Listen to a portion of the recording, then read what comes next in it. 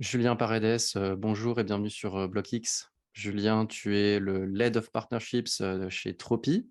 Est-ce que dans un premier temps, tu pourrais te présenter ton parcours et raconter ce que tu fais aujourd'hui avec Tropi, s'il te plaît? Avec grand plaisir. Donc, bonjour à toutes et à tous. Je me présente Julien Paredes, donc Head of Partnership chez Tropier.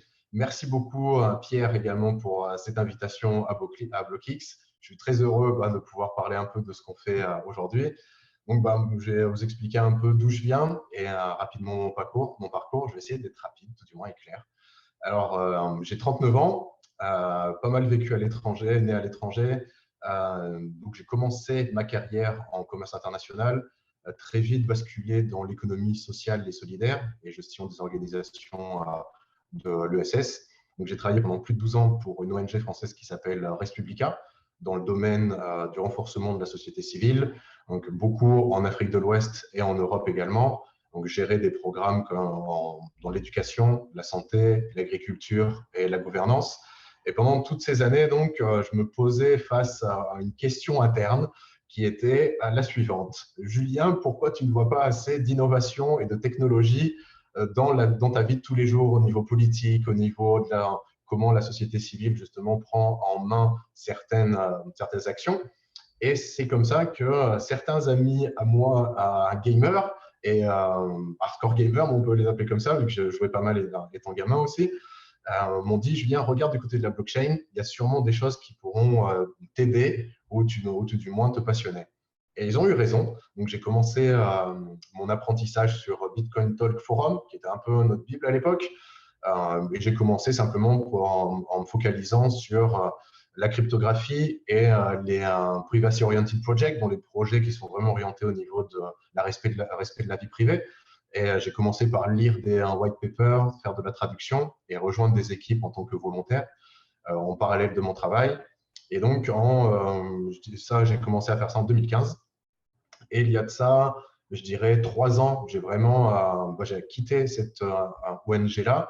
J'ai cofondé une startup où je faisais toujours blockchain et startup à côté. Donc, c'était pour lever des fonds grâce aux jeux vidéo et l'e-sport. Donc, on a fait des collaborations Riot Games, Handicap International et d'autres. Et donc, depuis 2 ans, j'ai quitté cette startup également. Elle marche toujours.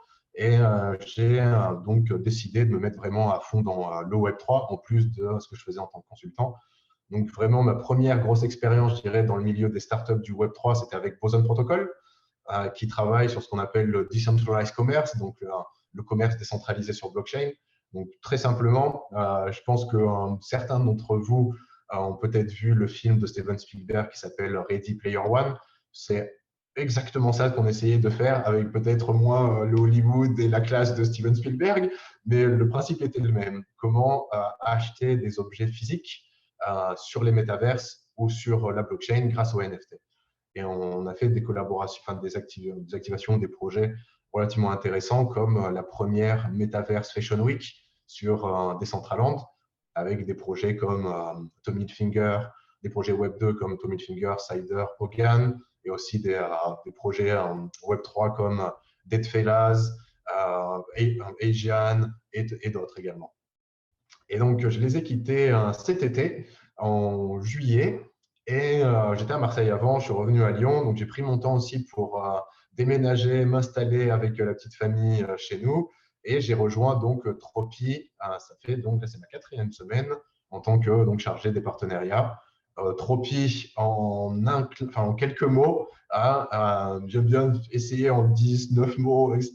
Donc Tropi, en gros, c'est une plateforme no-code pour créer des campagnes utilitaires grâce à vos NFT. D'accord. Super, merci pour ton partage de parcours. Je pense que ce qui va être le plus parlant, c'est qu'on va montrer une petite démo aux auditeurs. Comme ça, ils vont pouvoir voir concrètement à quoi ça correspond. Alors, de façon très simple, après une légère période d'onboarding, tu vas arriver en tant qu'utilisateur et admin sur cette page-là. Donc, tu cliques sur créer une campagne. Tu vas devoir justement importer ton contrat de ton smart contract.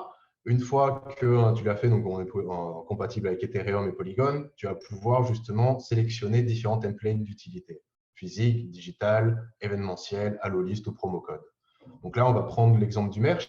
Justement, 70% des clients l'utilisent. Donc très simple, tu vas drag and drop ou télécharger des images. Tu vas écrire un titre relativement appelant, enfin, qui fait parler à lui-même, une belle description. Tu vas choisir ta date d'expiration pour justement la campagne et tu vas pouvoir ajouter des champs spéciaux. Donc là, par exemple, c'est des t-shirts, donc la taille S, M, L et tant d'autres. Tu cliques sur créer l'utilité et là, c'est vraiment intéressant. Tu vas pouvoir, c'est vraiment tout le pouvoir de Tropy, donc dans la segmentation des métadatas. Donc, comme tu peux le voir, là, tu peux sélectionner l'intégralité, par NFT, par propriété, par token ID, le nombre de NFT que chaque holder a, le temps justement qu'il les détient. Donc là, pour cet exemple, on va aller très simple, quoi, et on va choisir l'intégralité. Une fois que tu as choisi, donc tu valides, et là, tu vas avoir deux choses intéressantes pour toi. La première, donc, c'est ce petit lien, on y reviendra par la suite, que tu partageras à ta communauté. Et donc, toi, là, en tant qu'administrateur de la collection, tu as ton dashboard sur lequel tu peux changer tes images, logos, etc. Et ça, c'est donc ce lien que tu vas partager à ta communauté. Donc ici, c'est un lien forcément fait pour toi et tu vas cliquer justement sur cette campagne qui est active. Tu verras donc tout ce qu'on a fait, la condition qui est ici à avoir un NFT. Tout simplement, il va falloir cliquer sur Claim en tant que holder. Une fois que tu auras donc connecté ton MetaMask, là, tu peux voir que j'ai 2 NFT potentiellement éligibles. J'en sélectionne un. Vu que là, j'attends un t-shirt chez moi, tu remplis les informations, tu vérifies, tu confirmes, tu signes une transaction simplement pour prouver que tu détiens le ownership, la propriété de ce NFT. Et puis, normalement, tu claims. Et puis voilà, là aussi, tu peux partager ton expérience, mais c'est aussi simple que ça. En quelques clics, tu peux voir aussi l'activité, la collection, un peu comme sur OpenSea. Tu peux checker si un numéro d'un token a été utilisé ou pas. Comme là, dans le cas, on voit que c'est moi qui l'ai utilisé. Ici, toi, de ton côté, en tant qu'admin, ce qui est vachement intéressant aussi, tu peux aller voir tes différentes campagnes actives. Et par exemple, là, on va voir justement que j'ai réclamé le t-shirt. Pour cette campagne, il y en a eu deux. Donc, on va voir justement, là, Elodie, ces différentes données. Et tu peux exporter à la fin de ta campagne l'intégralité des données en forme CSV pour justement, pourquoi pas, plugger ce fichier-là sur ton Shopify ou sur ton Eventbrite si tu fais de l'event. Aussi simple que ça. OK, ouais, c'est super impressionnant, à quel point, comme on peut voir, c'est rapide, c'est ergonomique, et ça permet, une efficience vraiment dans les fonctionnalités, pour, pour quel que soit le type d'organisme qui va venir, chez vous, pour utiliser toutes ces fonctionnalités-là que vous avez vraiment regroupées. Donc là, on a vu vraiment du merch. Aujourd'hui, quels vont être parmi vos clients les utilités qu'on va le plus utiliser? En termes de use case, ou si tu en as une qui te plaît particulièrement toi? OK. Alors, déjà, c'est vrai qu'au niveau de nos clients, il y a plusieurs typologies. Tu vois, des infrastructures Web3 qui ont par exemple des marketplaces qui proposent la création de NFT, la vente de NFT, mais qui ne vont pas plus loin justement et qui ont besoin de plus d'interaction entre les collections et les utilisateurs. Donc voilà, c'est une verticale.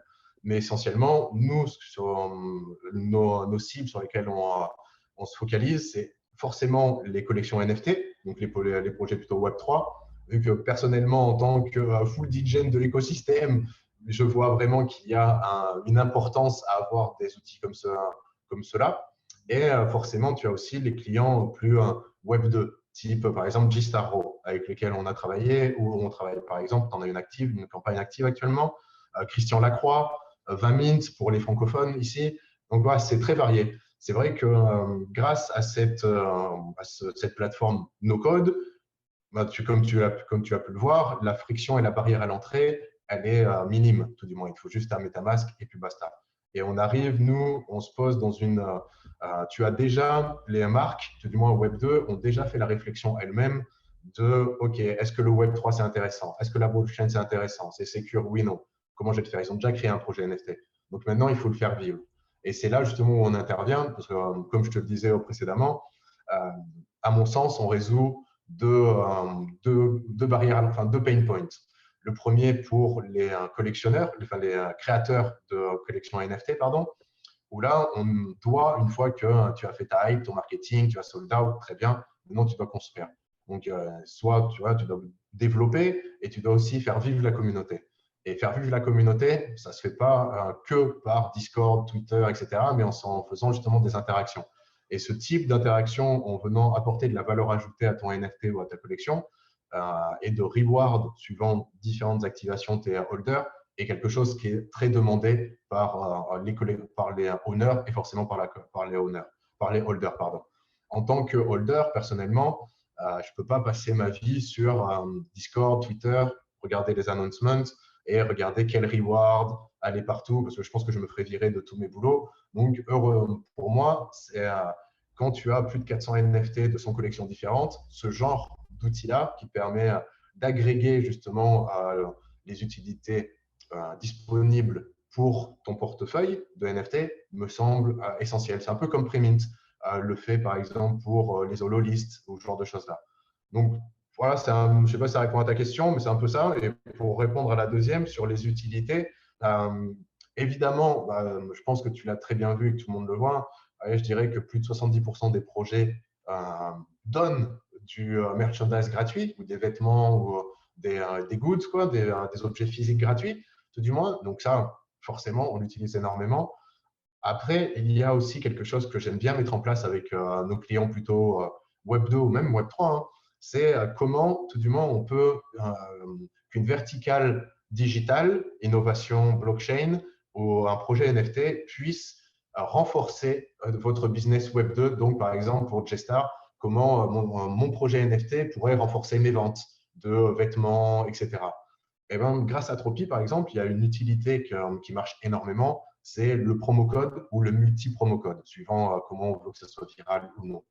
Donc, exemple, j'ai un NFT Gino de la collection de G-Star Raw. Je vais sur Tropi, sur leur portail gstar.tropi.com et je peux réclamer aujourd'hui, par exemple, 25% de réduction, un promo code de 25% à utiliser sur leur plateforme G-Star e-commerce classique, gstar.com.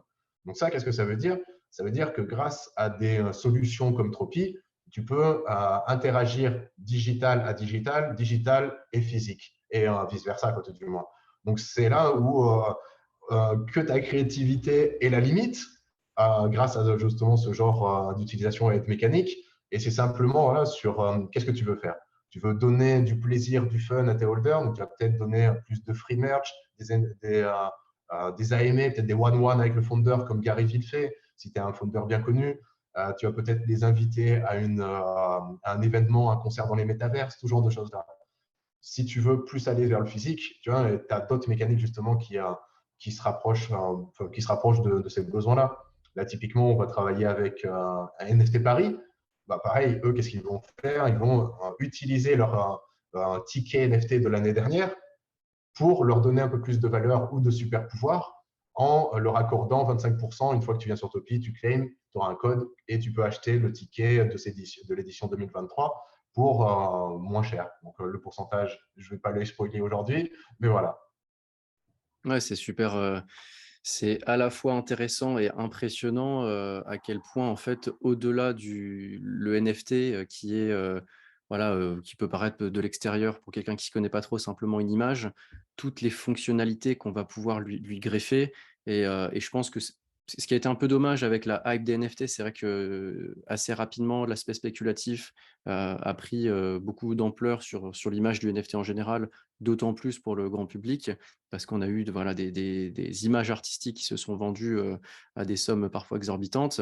Et alors que derrière, en fait, c'est un outil technologique qui va permettre énormément de choses et encore une fois, pareil, de s'implémenter à différents niveaux. Alors, je peux comprendre que les boîtes qui lancent des collections NFT et qui sont vraiment 100% dans le Web3, elles aient déjà conscience de ça. Aujourd'hui, quel est le challenge pour réussir à ramener des entreprises Web2, comme on a pu le voir avec Lacoste, pour les onboarder, les sensibiliser sur ces sujets-là et sur eux, réellement, ce que ça pourrait leur apporter? Comment vous vous y prenez? Je ne sais pas. Alors bah là, tu as différentes stratégies, hein, tout du moins.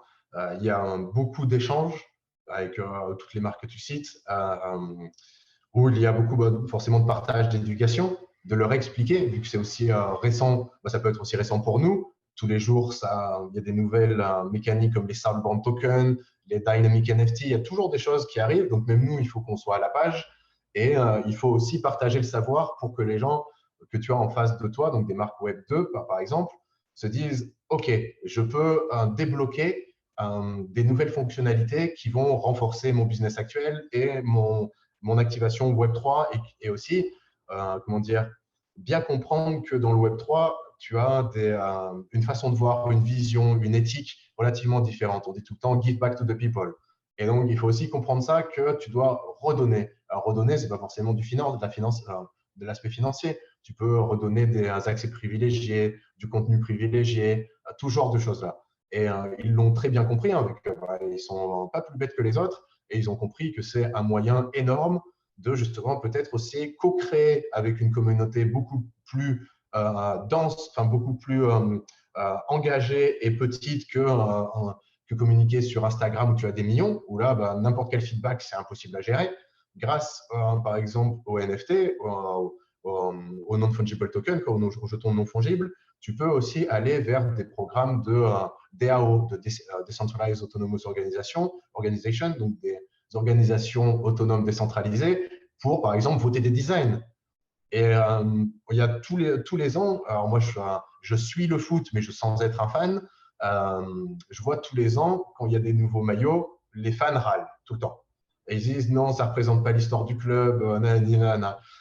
Là, par exemple, tu vois, on pourrait avoir un espèce de fan jersey, un espèce d'habit de fan qui serait à travers un processus de vote, de soumission d'art, etc. À la fin, eh ben, on se mettrait d'accord vers une direction. Un peu ce qu'a fait Lacoste avec la direction de leur collection Emerge.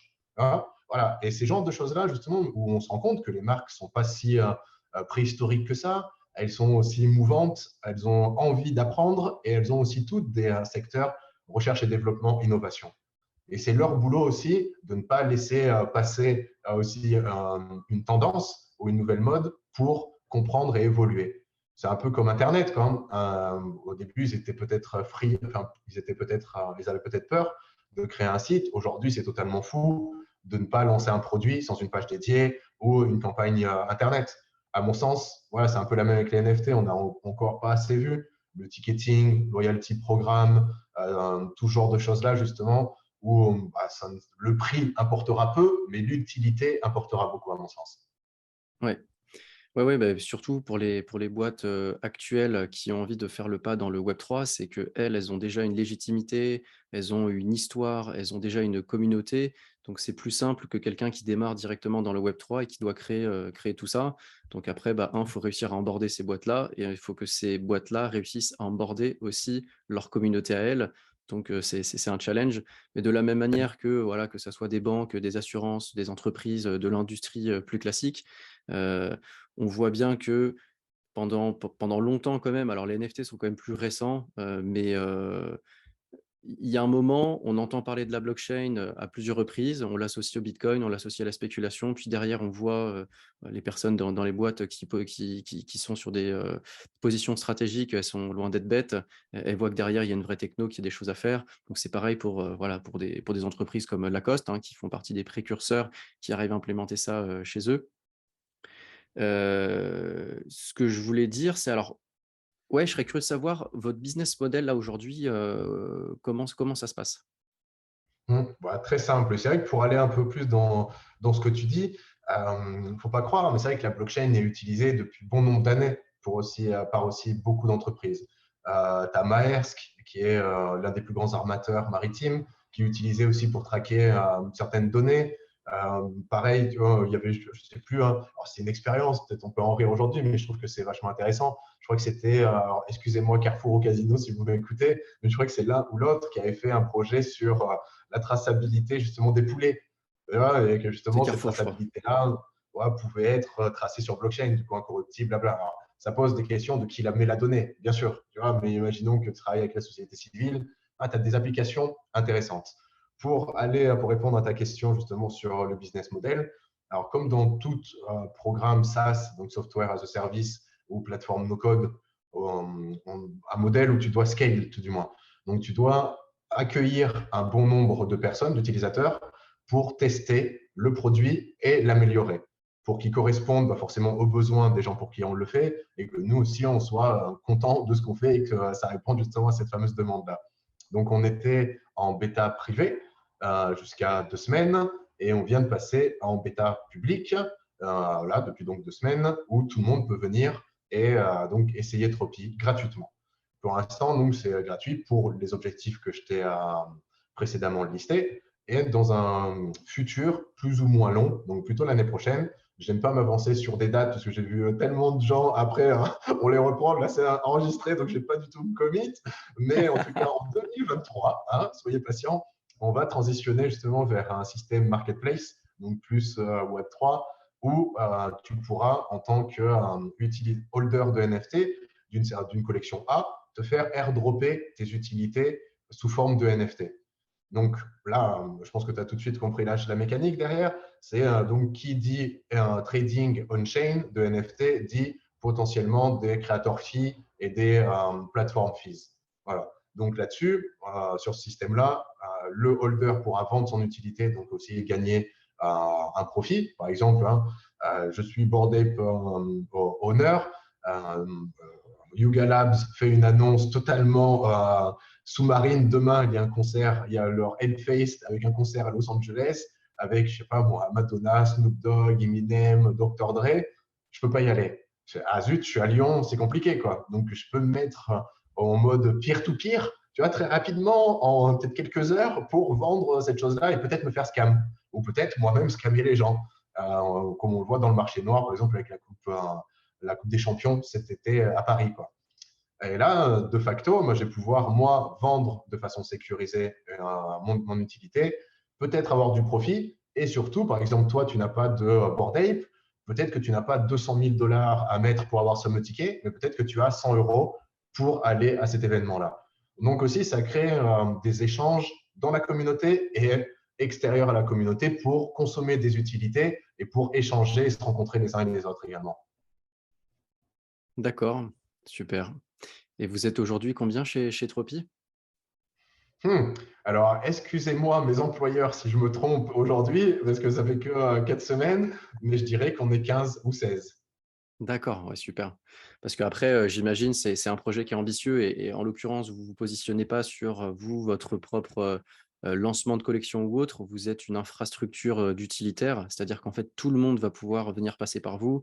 Donc sur les années à venir, même sur du 2-3 ans, j'imagine que va y avoir potentiellement, des levées de fonds, du recrutement, comment tu vois les Tout à choses, fait. Déjà, je pense, avant de penser, c'est évident que dans tous les programmes, c'est la nature même des startups. Tu vois, les pré-seed, les premières rounds, etc. C'est la nature même des startups. Donc, il ne faut pas se leurrer. En effet, si on veut grandir au bout d'un certain temps, il faudra faire ça. Mais pour moi, ça ne veut pas dire que pour l'instant, on n'est pas les cartes en main pour faire ce qu'on doit faire. À mon sens, l'équipe, elle est magnifique. Tu vois, ça doit être composé de 80% de techniciens, développeurs, front-end, back-end, product owner, quality testing, tout genre de choses-là. Donc, pour moi, on a tout ce qu'il faut pour montrer de quoi on est capable et pour affiner le produit. Donc, à mon sens, c'est vraiment là ce qu'il faut faire. Donc, moi, mon boulot, c'est d'amener beaucoup plus d'utilisateurs, beaucoup plus d'utilité pour justement voir les pains qu'on a, les choses auxquelles on n'aurait pas pensé, et pour justement qu'on ait plus de cerveau, de jus de cerveau tous ensemble pour dire ça nous manque, etc. Et pour le produit, c'est aussi d'être plus interopérable, difficile à dire, avec les différentes blockchains pour justement qu'on réponde à une masse d'utilisateurs. Donc là, on ne le voyait pas peut-être sur la vidéo, mais de démo, pour l'instant, on peut créer des utilités avec les projets NFT qui sont sur la blockchain Ethereum et Polygon. La prochaine sur laquelle on est en train de travailler, c'est Solana. Et donc, on réfléchit aussi à d'autres. On a Tezos, Arbitrum et tout un tas d'autres, Gnosis, etc., peut-être pour les POAP, tout genre de choses-là, donc en ligne de mire. Et donc, pour l'instant, voilà, c'est vraiment ça notre roadmap. La priorité, c'est le produit et amener justement de l'utilisation. C'est vraiment ces deux-là. Et une fois qu'on aura acquis et qu'on sera content de notre projet, je pense, voilà, public mode. Et là, je pense qu'on peut parler ensuite comment scale, comment faire tout ceci. Si on n'a pas cramé déjà chacun et qu'on a… Après, ça peut aller très vite. Hein. Peut-être que demain, on aura besoin de recruter des gens pour moi m'assister, etc. C'est tout le mal que je nous souhaite et que je me souhaite. Mais pour l'instant, je pense on a tout ce qu'il faut. On a notre destin entre nos mains pour faire ce qu'on doit faire. Ouais, ouais, ça peut aller effectivement très vite et puis vous êtes sur un produit, bien pertinent donc je vous souhaite beaucoup de courage et on va arriver sur la fin de l'interview. Donc je voulais te remercier Julien, pour nous partager un petit peu, ton expérience et puis, ce que vous faites aujourd'hui avec, Tropi et on te suivra sur BlockX avec grand plaisir donc, tu reviendras dans les mois à venir, quand tu veux Julien. Avec grand plaisir. Si je peux me permettre un petit dernier mot, déjà merci beaucoup à toi Pierre. Euh, N'ayez absolument pas peur de rentrer dans ce domaine-là. Personnellement, j'ai aucun diplôme. J'ai juste mon cerveau, mes échecs et les quelques réussites. Et ce milieu, les gens, justement, c'est comme on dit en anglais, hein, you talk, you do. Tu as un concept, et ben là, tout le monde t'accueillera pour faire. Donc, venez et faites avec nous. Voilà. C'est un bon mot de la fin. Merci Julien, bonne fin de journée. Ciao.